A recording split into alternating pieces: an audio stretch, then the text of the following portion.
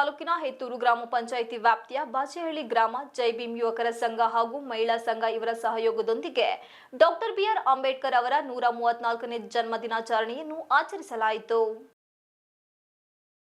ಈ ಸಂದರ್ಭದಲ್ಲಿ ಹೆತ್ತೂರು ಗ್ರಾಮ ಪಂಚಾಯಿತಿ ಅಧ್ಯಕ್ಷರಾದ ನಾಗರಾಜ್ ಅವರು ಸಂವಿಧಾನ ಪೀಠಿಕೆ ಓದುವ ಮೂಲಕ ಕಾರ್ಯಕ್ರಮ ಉದ್ಘಾಟನೆಯನ್ನು ನಿರ್ವಹಿಸಿಕೊಟ್ಟರು.